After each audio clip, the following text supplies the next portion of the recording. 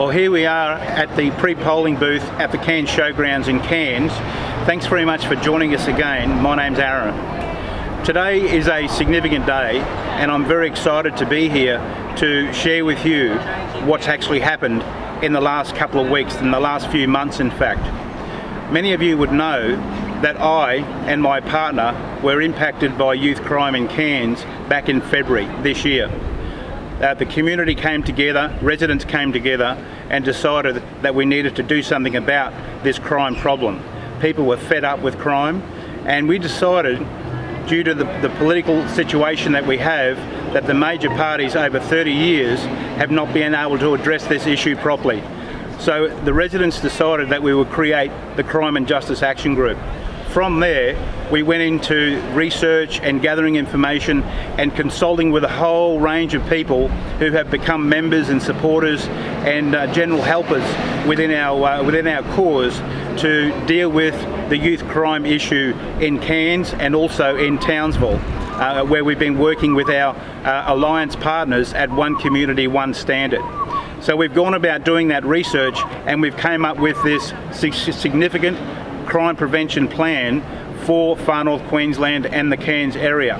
So we've done that and we've launched that, and we've done the convoy against crime here in Cairns as well, which we had a fantastic response from under COVID conditions. And we've had out of that campaign 3 candidates running in this state election that have put their signature to paper. And that is significant for us as a group, being formed for only 6 months, that we've got that support, that political support for the plan that our members and our supporters have put together. So here we are today, 3-4 days out from the actual election on the 31st of October, and we're celebrating those 3 candidates signing with us. But it's also important to note and to make the observations about the type of support that we've got from those 3 members, but it's also important for us to identify and to discuss what's actually happened with those candidates that have not lent their support to this grassroots, community-based crime prevention plan. What's happening with those politicians who are supposed to be representatives of the community, and we are a representative of the community. We're advocating for you as part of our crime prevention plan. What's happened to those politicians that have not put their name to the piece of paper? And it's a question and an observation that is really important to share here at the moment, and we still invite, of course, any candidates leading up to the state election to come forward and to sign off on the plan, and we would certainly welcome anybody else that would like to come on board.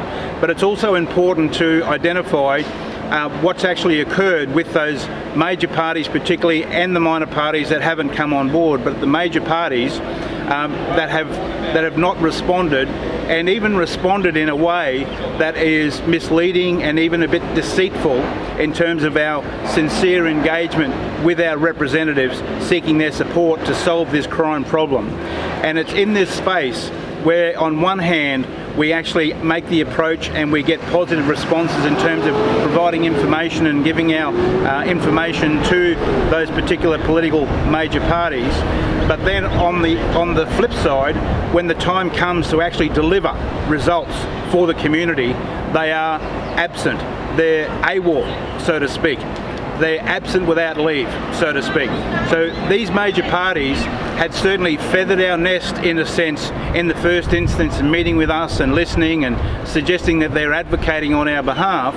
But when the time comes for the community to actually present to them what we want them to represent us with in the Parliament, in the new Parliament, when that's settled after this election, is that those parties were absent. And it's a significant concern for the community and the way in which our system is set up, that this type of behaviour and this type of activity by the major parties is their preference. It's their choice to lead us along and to suck as much information, if you like, from our community and from our supporters, but when the time comes, they don't actually stand up and represent us. This has been the fundamental problem with our political system for so long, and it's important that that our community and our supporters and our members share this information wide. Share it as far as you possibly can, because it's important in this environment where we have a political environment that is advocating for their own interests and advocating for their own parties, but they are not representing the people.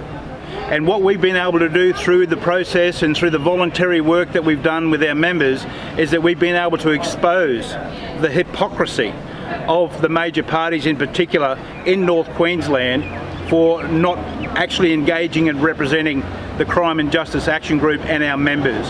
So it's a significant observation that we make, and I'm sure that many of you watching this broadcast would already have that opinion, or you would certainly appreciate that that is already the case based on your own experience.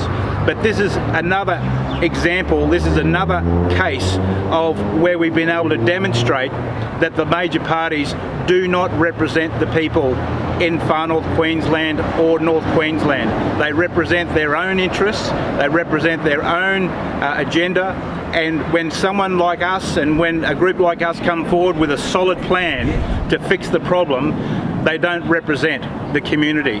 And that is a significant problem with the way our process works. So I would encourage everybody now that we've been through this process and we've done some great work, and we've actually had meet and greets, and we've been focusing on victims of crime. We're focusing on supporting those victims of crime and advocating for the vulnerable in our community. And we're linking up with specialist service providers around families and parenting, and we're building that grassroots community engagement that it's important for our members and supporters to continue to support what the Crime and Justice Action Group is doing, because you can be assured that if the major parties get back into power and they actually acquire the balance of power after this election, that there's going to be more of the same. We're going to have more youth crime, we're going to have more of our society that is going to be divided, not united. We need to come together as a community, we need to work together, and we need to support each other into the future. So I encourage you all, please keep supporting the Crime and Justice Action Group and our members.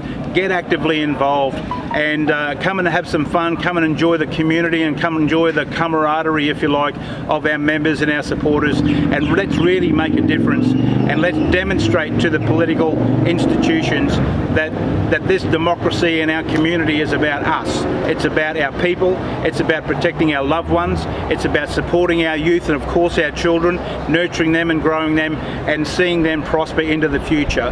So we're sending a really strong message to the major parties that if you don't take note of the North Queensland and Far North Queensland community and our members, then at the next election and throughout the next 4 years, depending on the result of this election, then we're going to be here and we're going to be keeping you accountable and certainly seeking to work with you in a respectful and sincere way to make real change and to bring about real solutions to the youth crime problem in our communities.